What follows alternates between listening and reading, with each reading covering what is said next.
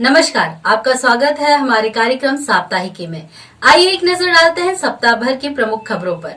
गत सप्ताह महालया श्राद्ध पक्ष की चतुर्दशी पर देश भर से श्रद्धालु पहुंचे सिद्धवट व गयाकोट तीर्थ। 16 दिवसीय श्राद्ध पक्ष की चतुर्दशी तिथि पर पितरों की आत्म शांति के लिए बड़ी संख्या में श्रद्धालु गण भैरवगढ़ स्थित सिद्धवट पर दुग्ध अर्पण करने पहुंचे। इसे वर्ष की सबसे बड़ी महत्व वाली चतुर्दशी माना जाता है, जिसमें देश भर से श्रद्धालु यहां पितरों के मोक्ष के लिए दुग्ध अर्पण करने पहुंचते हैं। उज्जैन में आज के दिन श्रद्धालुओं का तांता लग जाता है। श्रद्धालुओं को लंबी कतारों में घंटों अपनी बारी आने का इंतजार करते देखा जा सकता है।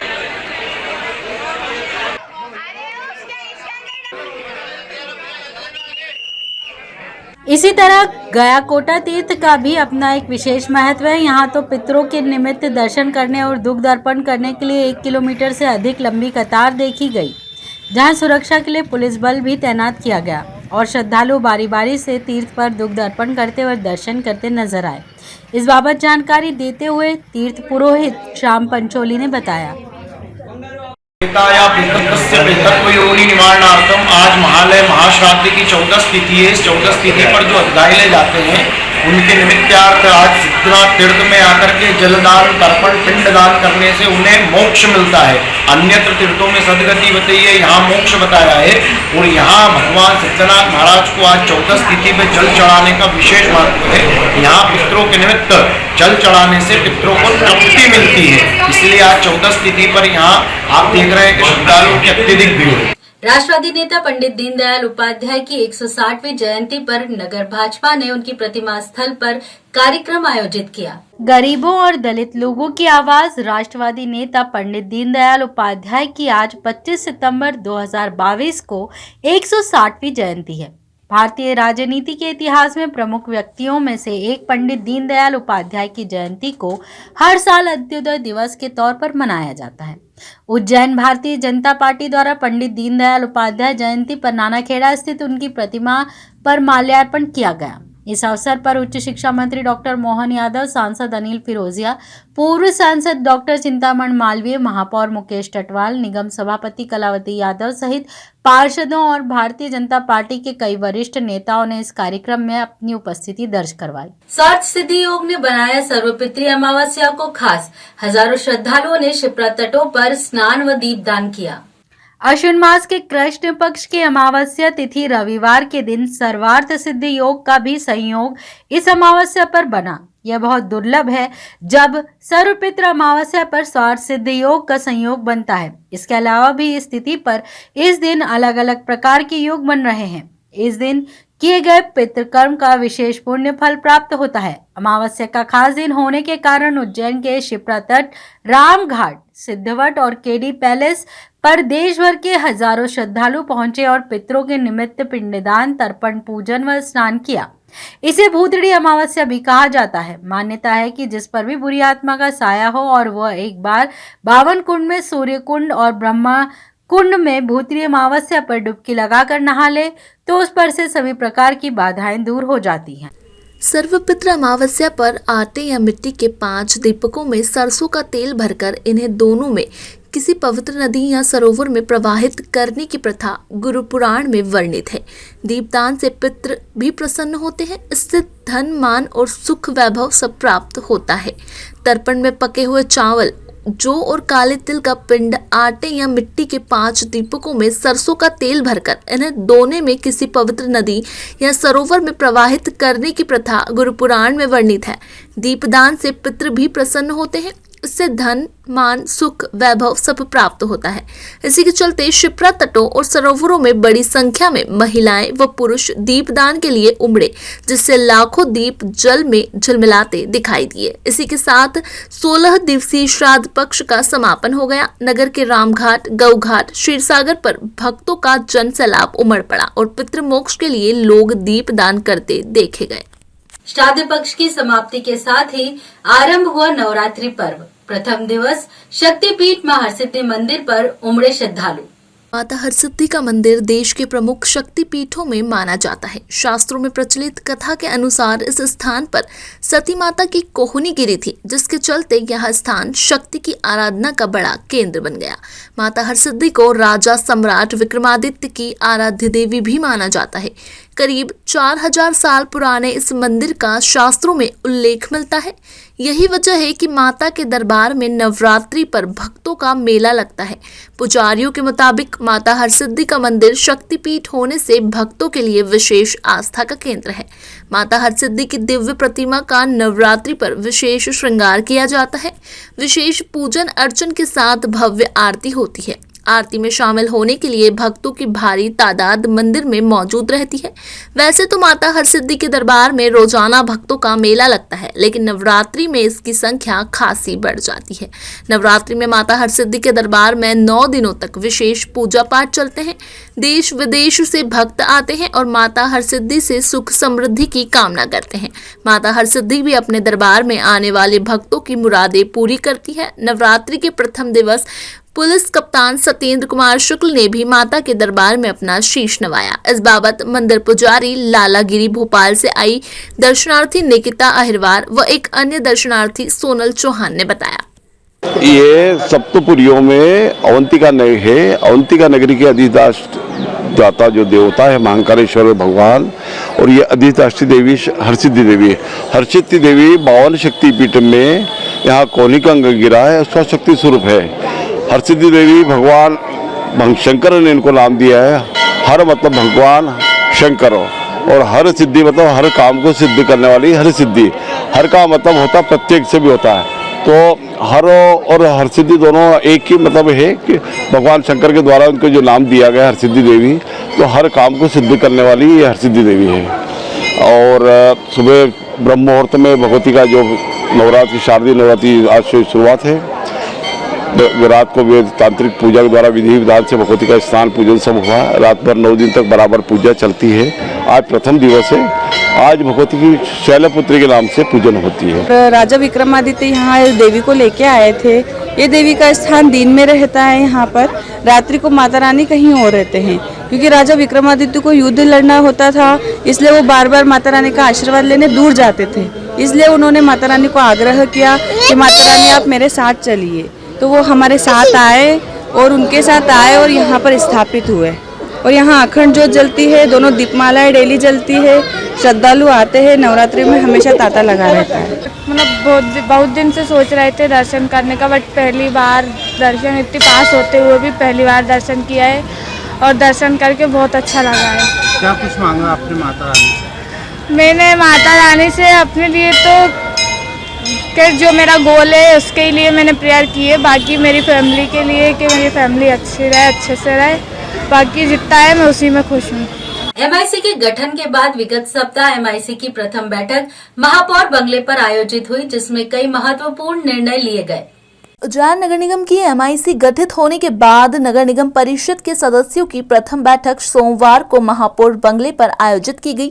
महापौर मुकेश टटवाल, एमआईसी सदस्य, निगम आयुक्त अंशुल गुप्ता एवं नगर निगम के अधिकारी उपस्थित हुए। एमआईसी की पहली बैठक में 38 प्रस्ताव रखे गए, जिनमें से 29 प्रस्ताव पर सहमति दी गई, जिनमें शहर के विकास से जुड़े कई मुद्दे सम्मिलित है। नगर निगम उज्जैन के वर्तमान एवं सेवानिवृत्त कर्मचारियों के हित में भी कई फैसले लिए गए। काफी समय से बनकर तैयार मयूरवन को लेकर भी प्रस्ताव स्वीकृत किया गया, जिसमें मयूरवन के भीतर ओपन रेस्टोरेंट एवं अन्य सुविधाओं को जल्द से जल्द तैयार कर जनता को सौंपने का निर्णय लिया गया। शहर में नवाचार करते हुए गंदी बस्तियों को अब सेवा बस्ती के नाम से पहचाना जाएगा। आगामी दिवाली पर्व के अवसर पर मिट्टी के दिए बनाकर बेचने वाले रेहड़ियों से कोई शुल्क न लेने पर भी सहमति दर्ज की गई। बैठक में पिछले कई समय से देवास रोड स्थित पार्श्वनाथ सिटी के रहवासियों द्वारा एक नए निर्माण के लिए नक्शे पास करने की मांग के प्रस्ताव पर भी सहमति दी गई। अब पार्श्वनाथ निर्माण के लिए नक्शे स्वीकृत हो सकेंगे। इसी के साथ एमआई की प्रथम बैठक में यह फैसला भी लिया गया। उज्जैन में शहीदों के नाम पर एक उद्यान का निर्माण किया जाएगा। इसके लिए कार्य योजना बनाई जा रही है और स्थान का चयन भी किया जाना है। महापौर मुकेश टटवाल ने बताया कि इस वर्ष कार्तिक मेला भव्य स्तर पर आयोजित किया जाएगा। मेले में उज्जैन की सांस्कृतिक और ऐतिहासिकता को प्रदर्शित किया जाएगा। आज हमारे इस सदन की जो हमारा जो नया निर्वाचन हुआ उसकी पहली MIC की मीटिंग थी। तो यह मीटिंग हमारी 1 घंटा 48 मिनट तक मीटिंग चली। इसमें हमारे कुल जो 38 प्रस्ताव थे और 38 प्रस्ताव में से हमने 29 प्रस्ताव को स्वीकृत किया है और बाकी प्रस्ताव को अगली MIC में रखने के लिए हमने कहा है। इसमें जो हमारे शहर के विकास से जुड़े हुए सारे प्रस्ताव थे जिनको हमने स्वीकार किया है और कुछ कर्मचारियों के हित के प्रस्ताव थे उनको भी हमने स्वीकार किया है। इन सारे विषयों को लेकर के आज ये बैठक हुई है। बाबा महाकाल की अध्यक्षता में प्रदेश सरकार की तीसरी कैबिनेट बैठक उज्जैन में हुई संपन्न। आजादी के बाद पहली बार शिवराज में मध्य प्रदेश सरकार की कैबिनेट की बैठक उज्जैन में संपन्न हुई। बैठक में सबसे पहले शिवराज सिंह ने स्वयं को और अन्य सभी मंत्रियों को सेवक बताते हुए कहा कि यहाँ के राजा महाकाल हैं, हम सब सेवक हैं। बैठक में अनेक महत्वपूर्ण प्रस्ताव पारित किए गए। इनमें सबसे महत्वपूर्ण प्रस्ताव श्री महाकालेश्वर कॉरिडोर के नाम को लेकर पारित हुआ।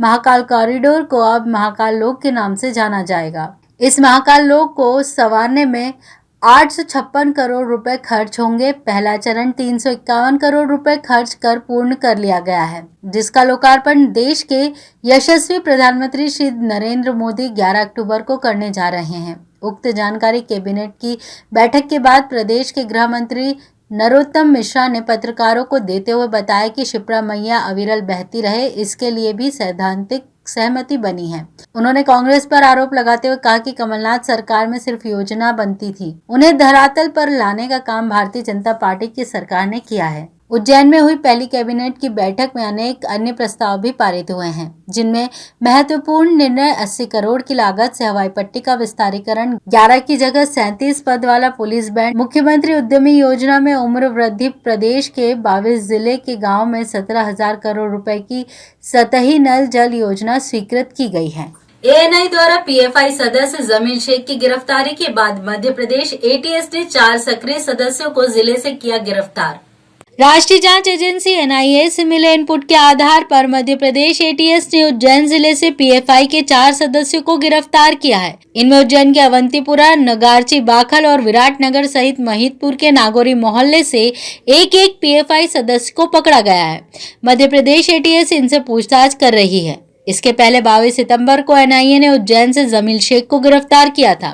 शेख PFI का प्रदेश महासचिव बताया गया था। उज्जैन के साथ ही मध्य प्रदेश के इंदौर, भोपाल और शाजापुर में PFI के सदस्यों पर मध्य प्रदेश ATS ने कार्रवाई की है। गौरतलब है कि उज्जैन और महितपुर सहित मालवा, निमाड़ के इलाकों में सिमी एक्टिव रहता था।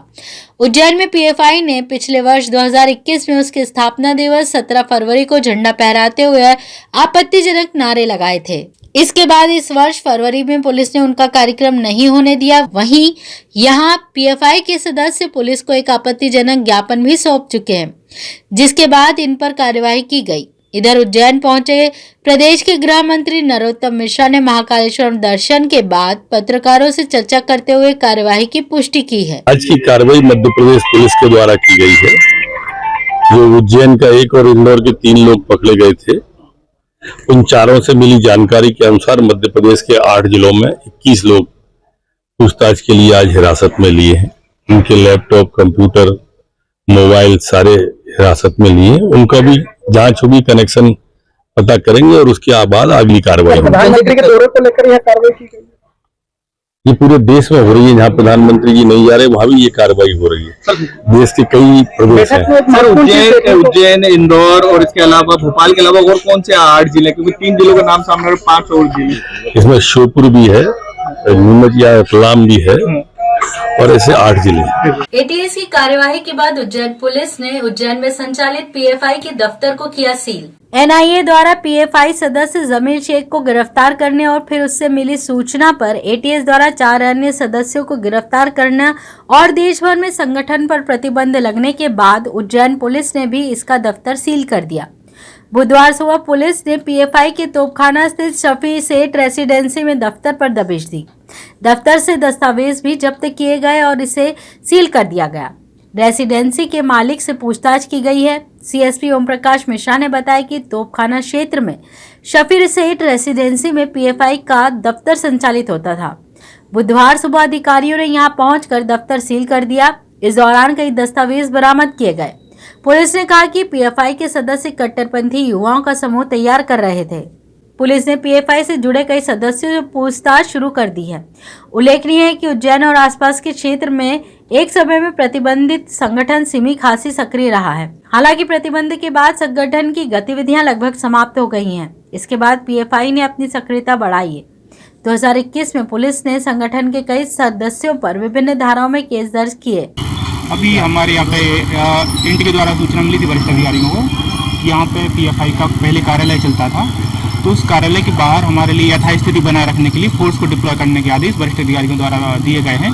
इसके तहत यहाँ पे हमने QRF डिप्लॉय किया है, प्लस जिला बल के जवानों को तैनात किया है। सर, उज्जैन में और भी कहीं जो है कार्रवाई की गई है, इसके अलावा जो भी अन्य ठिकानों की जानकारी मिलेगी उस पर कार्रवाई की जा रही है। जैसे कि माइक वन साहब के निर्देश प्राप्त हो रहे हैं, साहब के निर्देश प्राप्त हो रहे हैं, उस पर अन्य थाना क्षेत्रों में भी कार्रवाई की जा रही है। सर, ये क्या यहाँ पे क्या ऑफिस में उसको करने की कार्रवाई की जा रही है?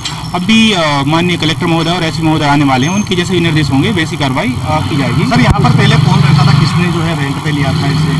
यहाँ पर ये जो भी डेवलपर था उससे तस्लीम बेगम के नाम पर ये अलॉट हुआ था और उन्होंने वसीम खान को इसको किराए पर दिया था। उसके द्वारा रेजिडेंस बनाने के लिए इसको किराए पर लिया गया था, लेकिन आजू बाजू रहने वाले किराएदारों से जो हमने बात की उन्होंने बताया है कि यहाँ पे एक ऑफिस चलता था, वो कभी कभी खोलते थे, कंटिन्यू बेस पे नहीं खोलते थे, हफ्ते में एक आध दिन खोलते थे और कुछ गैदरिंग होती थी, उसके बाद वो लोग चले जाते थे। ये अभी हमारे लिए जानकारी यहाँ के रेजिडेंट जो भी किराएदार है उनने दी है। प्राप्त हो गए? अभी हमने जो दूसरे ठिकानों पे दबिश दी है वहाँ से कुछ आइडेंटिटी कार्ड प्राप्त हुए हैं और अभी यहाँ से हम लोगों ने अभी सर्च अभियान करना बाकी है। शहर को स्वच्छ पर्यटन में प्रथम स्थान मिलने के बाद भाजपा पार्षदों ने महापौर मुकेश टिटवाल का अभिनंदन किया। अब गर्व से कह सकते हैं कि हम स्वच्छ शहर के वासी हैं, कारण 3 दिन में मन को खुश कर देने वाली तीसरी खबर हमें मिली है। अब हम स्वच्छता लीग में भी देश में नंबर 1 आए हैं। इससे पहले स्वच्छ पर्यटन शहर के रूप में हमें पुरस्कार मिला है। वहीं इसके बाद स्वच्छता सर्वेक्षण में प्रदेश के 10 शहरों में शामिल हुए। दिल्ली में आयोजित कार्यक्रम में उपराष्ट्रपति श्री जगदीप धनखड़ के हाथों शहर के प्रथम नागरिक महापौर मुकेश टिटवाल ने पर्यटन पुरस्कार प्राप्त किया। बुधवार को इंडियन स्वच्छता लीग के परिणामों की घोषणा की गई। इसमें उज्जैन को 3 से 10 लाख आबादी वाले शहरों में देश में प्रथम स्थान मिला है। यह लीग 17 सितंबर से 1 अक्टूबर 2022 तक हुई थी। प्रतियोगिता में आइडिया, इनोवेशन और टाइम लिमिट में परिणाम देना भी शामिल था। उज्जैन तीनों ही कैटेगरी में बहुत कुछ कर गुजरा। इसी के मद्देनजर महापौर बंगले पर बीजेपी पार्षदों द्वारा महापौर व सभापति को स्वागत सत्कार किया गया। इस सभा में भाजपा के सभी पार्षद उपस्थित रहे। इस बाबत महापौर मुकेश टिटवाल ने कहा, हम सबके लिए बड़ी खुशी की बात है कि हमारे उज्जैन को धार्मिक पर्यटन केंद्र के रूप में जो धार्मिक हमारे स्थल है उनकी स्वच्छता को लेकर के आज भारत सरकार द्वारा हमको पुरस्कृत किया गया है। इसके पुरस्कार की असली बधाई के सारे पात्र हमारे उज्जैन के प्रत्येक नागरिक है, जिन लोगों की वजह से, जिन लोगों के कारण हमको ये पुरस्कार प्राप्त हुआ है। तो ये थी सप्ताह भर की प्रमुख खबरें। शनिवार को साप्ताहिकी के अगले अंक में फिर मुलाकात होगी। नमस्कार।